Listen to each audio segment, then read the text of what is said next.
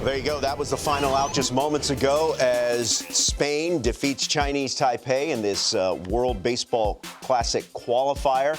The event itself will be next year at this time, as the United States hoping to claim that first place prize.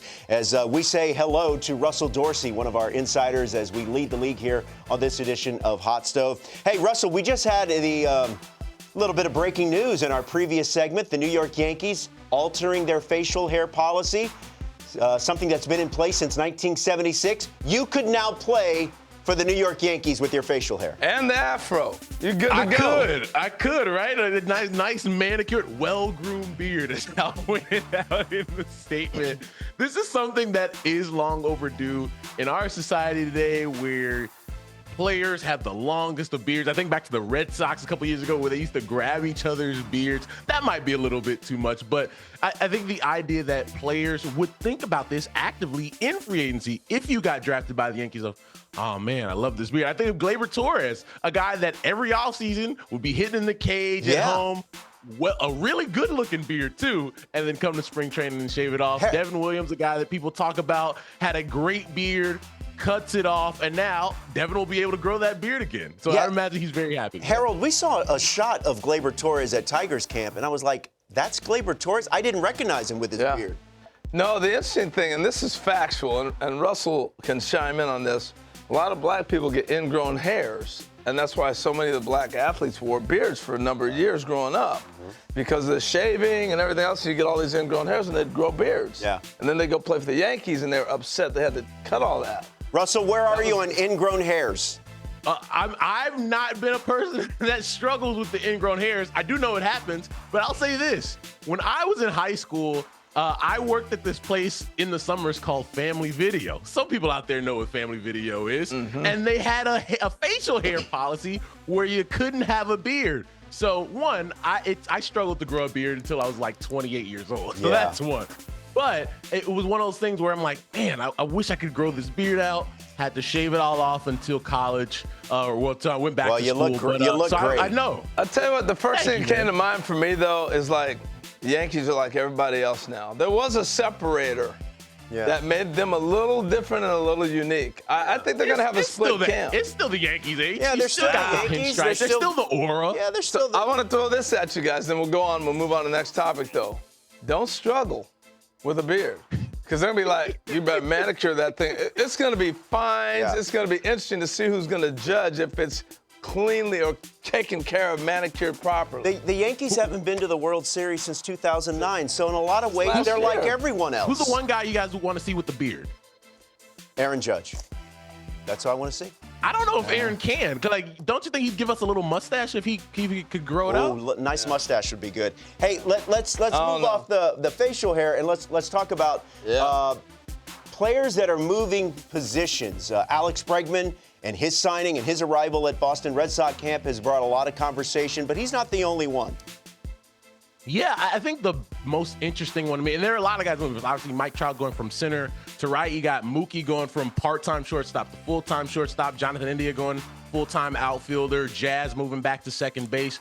But the most interesting one to me is Jose Altuve going from second base to left field. It's one that's interesting because if you're a baseball fan and you didn't really notice, you know who the worst defender in baseball over the last 3 years? It's Jose Altuve. And that's something that's shocking if you hear that, because that's a guy that was a very solid second baseman, won a Gold Glove, back in 2015 at second base. But if the metric, I know we struggle with metrics all the time of like what's real, what's not. If the metrics in what's not a small sample size say that he struggles defensively at second now as he's gotten older, I understand the Astros saying, look, let's move you to left field in our ballpark, can't talk this morning, where you have the Crawford boxes. Anything over Jose's head is the homer anyway. That's fair. You imagine he could use some of that athleticism to get some balls in the gaps near the line that maybe Yordan wouldn't be able to get to. But I am interested to see how that works in this first couple of months. And the only reason it will work is he can hit. If he didn't have power and he wasn't able to hit like he does, you don't make that move because you reserve that spot in the outfield for somebody who's got some thump, right? But I do think it's going to be interesting to see what happens with Alvarez. All right, what else you got, Russ? I think the other one that you guys kind of hit on yesterday, and I saw on my Instagram you were talking about keeping Rafi Devers at third base. I do think when it comes to what makes the Red Sox the best possible team, I go back to the metrics. I can understand if you say, look, Rafi only had 12 errors, Bregman had 10. I get it. You're talking about a guy that was the best defender at third base in the American League last year in Alex Bregman. And I think for Rafi, it's not necessarily the errors, it's the being able to move laterally, something that Bregman, a guy that came up as a shortstop, still does really well.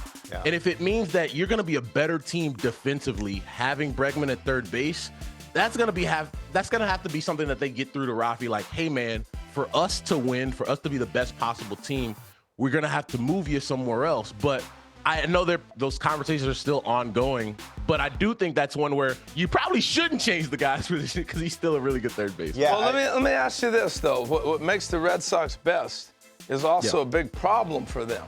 So somebody's got to go because you're going to put Devers as a DH. If he accepts that and can do it, then great. But if not, you got problems because Casas has to go if you want to put him at first. And either Bregman's who's gonna play second if Bregman's not there. You want to rely on one of your young players to come up.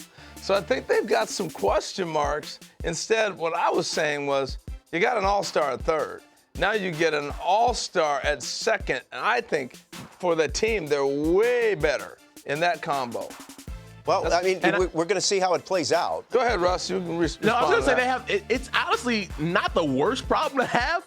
There's some teams that don't have a second baseman or a third baseman. Yeah. And for them, they have all these kids that are knocking on the door of the big leagues where you're like, all right, let's sit back and wait and let it play out. Maybe somebody gets hurt. Maybe Rafi kills it as a part-time DH. Maybe Tristan Casas DHs or sits against a tough left-hander. So there are things where they'll be able to maneuver this, and maybe some things happen. Maybe you make a move and you open up some more playing time, more at-bats for somebody. But I don't think it's something that we should worry about just yet. I thought it was slick, though, with Casas saying, hey, Devers is third base because I'm not getting traded.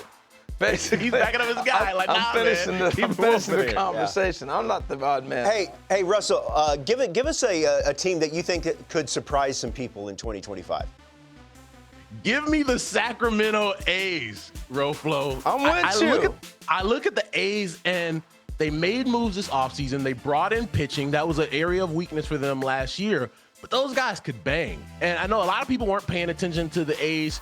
You're talking about Lawrence Butler, Brent Rooker. They got some young guys over there that can really swing it. And I was talking to a couple of people, guys that have played at that ballpark in Sacramento. They say it plays really true. It's not like Vegas where the ball just flies. But I think with what those guys are able to do offensively, there are a couple of months there last year where the A's led the big leagues in homers. Yeah. And so you're talking about what the area of strength for the A's is going to be. That's a pretty solid lineup of very young dudes that have started to really figure it out. I think we're talking in the end of September about the A's being a team knocking on the door of a wild card. I agree with you. I think they're going to be a team that needs to be dealt with in that American League West. Russell Dorsey, we appreciate the time. You can find his work on Yahoo Sports, and, of course, you see him throughout the season right here on MLB. Keep that beard, Russ. Keep that beard. Yes, sir.